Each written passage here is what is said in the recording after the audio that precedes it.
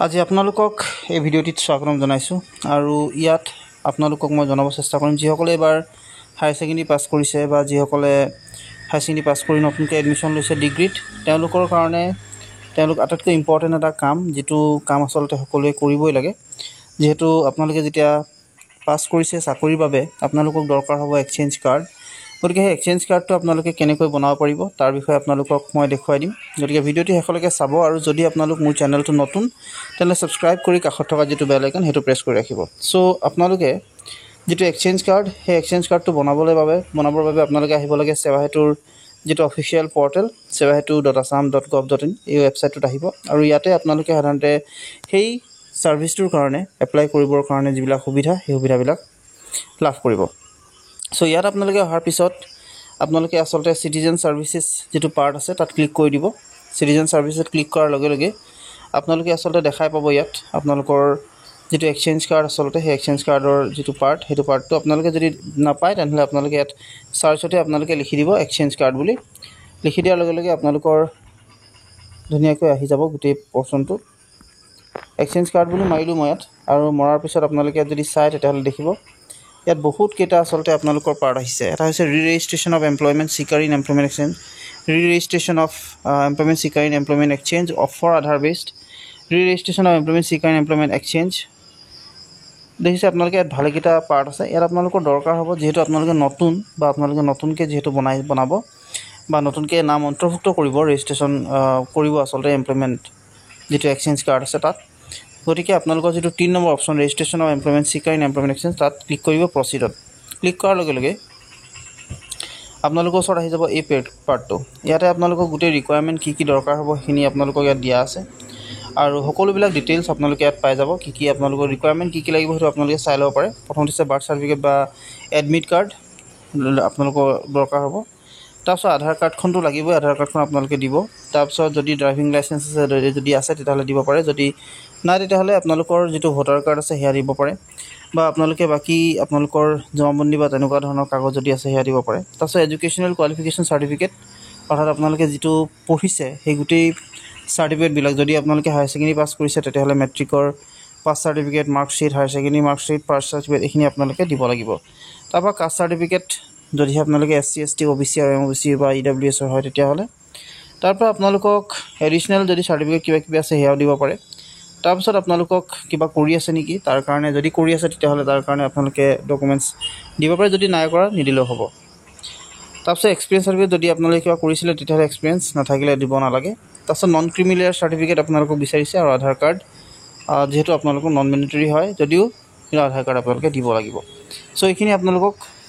বস্তু দৰকাৰ হ'ব এতিয়া ডকুমেণ্টছ হিচাপে আপোনালোকক মই ইতিমধ্যে ক'লোৱেই এতিয়া এপ্লাই কৰিবৰ কাৰণে তললৈ যাবগৈ আৰু যোৱাৰ পিছত আপোনালোকে ইয়াত তললৈ নহয় ওপৰতে আপোনালোকে পাব যিটো এপ্লাই উইথ আধাৰ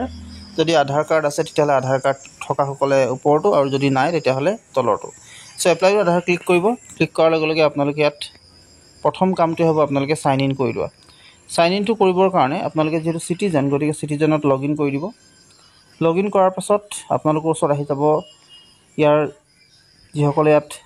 এবাৰ ইনক্লুড কৰিছিলে ৰেজিষ্ট্ৰেশ্যন যদি কৰিছিলে তেতিয়াহ'লে ইয়াত আপোনালোকে ইউজাৰ নেম আৰু পাছৱৰ্ড দিব লাগে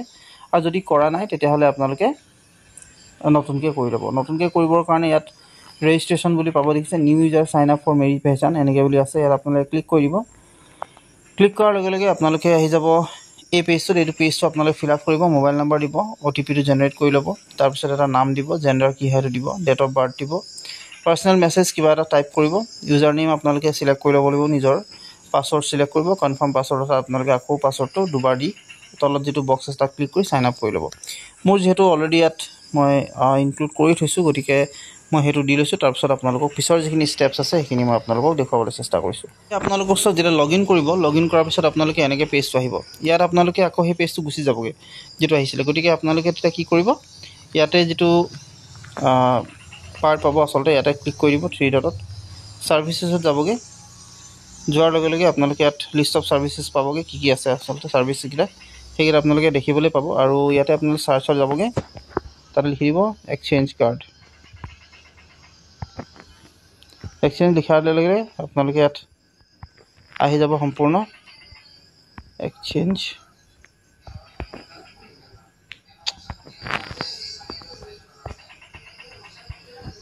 ইয়াত আপোনাৰ এক্সচেঞ্জ কাৰ্ড বুলি মাৰাৰ লগে লগে আচলতে ইয়াত আহি গৈছে। চ' ৰেজিষ্ট্ৰেশ্যনত আমি যাম, গতিকে এপ্লাইত ক্লিক কৰিব। ক্লিক কৰাৰ লগে লগে আকৌ আপোনালোকে ইয়াত আধাৰ কাৰ্ডত ক্লিক কৰি দিব। ক্লিক কৰাৰ লগে লগে আপোনালোকৰ যিহেতু আধাৰ কাৰ্ড যাৰ যাৰ আছে তেওঁলোকে আচলতে এনেকৈ পাব, আৰু ইয়াত আপোনালোকে এই ডিটেইলছখিনি এনেকৈ পাব, কিমান টকা পৰিব, কি পৰিব, গোটেই ডিটেইলছখিনি আপোনালোকে ইয়াত পাই যাব। তাৰপৰা আপোনালোকে কনচেণ্টখন এনেকৈ দেখাব 3 ডটত। এতিয়া আপোনালোকৰ তলত এটা কাম আহিব আধাৰ কাৰ্ড দিয়াৰ। চ' ইয়াত আপোনালোকে প্ৰথমতে আই হিয়াৰ বাই ডিক্লেয়াৰ কৰি ল'ব। তাৰপিছত আধাৰ কাৰ্ডটো ইয়াত আপোনালোকে আধাৰ কাৰ্ড যিটো নাম্বাৰ আছে সেইটো দিব।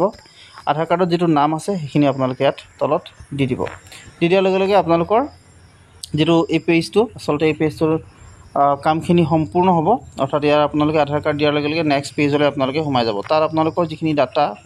সেই ডাটাখিনি ভৰাব লাগে। ডাটাখিনি কি ভৰাব আপোনালোকক সেইখিনি মই দেখুৱাইছোঁ বাৰু। ইয়াৰ পাছত আপোনালোকে যিখিনি ডাটা আপোনালোকক মই ক'লোঁ সেইখিনি ফিল আপ কৰিব পিছৰ পেজটো আধাৰ কাৰ্ডৰ নাম্বাৰটো দি কিনে আপোনালোকে অট'মেটিকেলি যিটো এপ্লিকেশ্যন পাৰ্ট আছে তাত আহি যাব। আৰু অহাৰ পিছত আপোনালোকে যিটো ইয়াত এটা বস্তু আপোনালোকক জনাই থওঁ, ইয়াৰ আপোনালোকে ফিজ হিচাপে 30 টকা এটা দিব লাগে, আৰু এপ্লাই কৰাৰ পিছত নিজে এপ্লাই কৰিব পাৰে। আৰু বাকী যিখিনি ডিটেইলছ আপোনালোকক বিচাৰিব সেই ডিটেইলছখিনি ফিল আপ কৰি কিনে যিখিনি ডকুমেণ্টছ আছে ডকুমেণ্টছখিনি সকলোবিলাক ডকুমেণ্টছ আচলতে কিছুমান ডকুমেণ্টছ জেপিজিত ল'ব। আচলতে আপোনালোকে ফটো মাৰি কিনে আপলোড কৰিব পাৰিব, কিন্তু কিছু আপোনালোকৰ যিখিনি মাৰ্কশ্বিট আৰু যিটো এডমিট আছে সেই এডমিট আৰু মাৰ্কশ্বিট বা আপোনালোকৰ যিখিনি চাৰ্টিফিকেট আছে সেই চাৰ্টিফিকেটবিলাক PDF কৰি কিনে এটা ফাইলত কৰি কিনে আপোনালোকে আপলোড কৰিব। কৰাৰ পিছত আপোনালোকে ছাবমিট কৰি দিব। ছাবমিট কৰাৰ পিছত আপোনালোকৰ লগালগে এইটো যিটো এক্সচেঞ্জ কাৰ্ড আপোনালোকৰ বনি আহি যাব, আপোনালোকে ডাউনলোড কৰি ল'ব পাৰিব। আৰু ডাউনলোড কৰাৰ পিছত আৰু বাকী আপোনালোকৰ যিখিনি প্ৰচেছ আছিলে সেইখিনি সম্পূৰ্ণ হৈ যাব। গতিকে এনেকৈ আপোনালোকে যিখন এমপ্লয়মেণ্ট এক্সচেঞ্জ কাৰ্ড আছে সেইটো এপ্লাই কৰি লওক, যিহেতু আপোনালোকৰ কাৰণে দৰকাৰী। যিসকলে হায়াৰ ছেকেণ্ডেৰী পাছ কৰিছে তেওঁলোকৰ কাৰণে, চাকৰি এটা পাবৰ কাৰণে যিহেতু আপোনালোকৰ এক্সচেঞ্জ কাৰ্ড লাগিবই, গতিকে সেই কামটো সোনকালে কৰি লওক। চ' আজিলৈ আপোনাক এইখিনি কথা জনালোঁ। আশা কৰিলোঁ ভিডিঅ'টো আপোনালোকে ভাল পালে। যদি ভাল পালে তেনেহ'লে প্লিজ লাইক, শ্বেয়াৰ, ছাবস্ক্ৰাইব কৰিব, লগতে কাষত থকা যদি বেল আইকন সেইটো প্ৰেছ কৰি আজিলৈ মানে